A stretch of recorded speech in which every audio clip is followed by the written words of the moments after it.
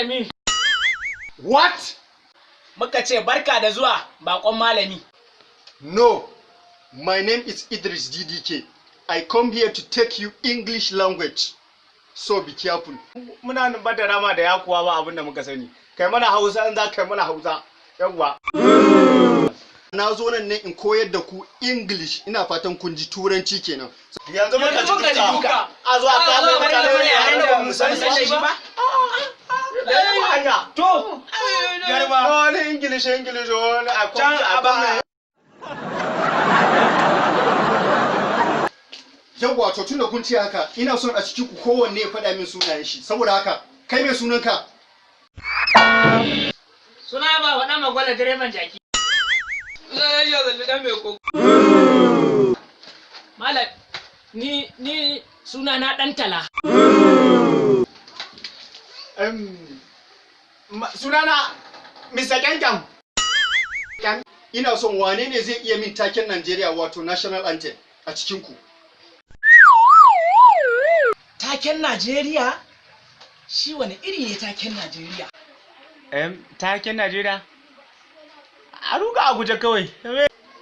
Taken Najeriya? Ba nan gurin ba dai. Okay. Na fuskanci cewa dukanku babu wanda ya san me ake nufi da national anthem wato taken Najeriya.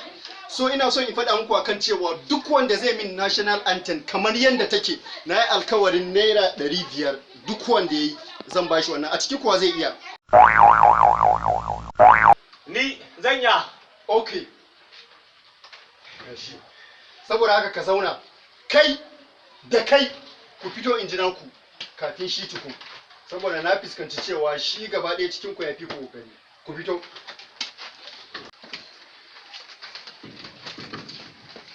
Kai ka soma. Muna jin ka. To mala. Najeriya. Me kace?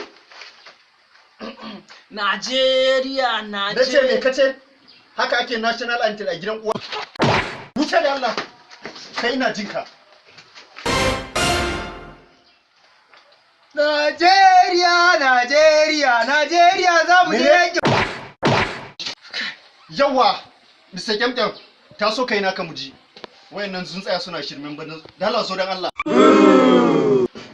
To, banzaye dolayen banzaye kawai. An ce ku za ku fahimci yadda ake karatu ya ku ce ba za ku fahimta ba. Ha, yauwa. Ai, wallahi tallahi da ma ni yasa na gaggaura muku ba. Bismillah ina jin ka. Muje mana. I come to Nigeria by mistake.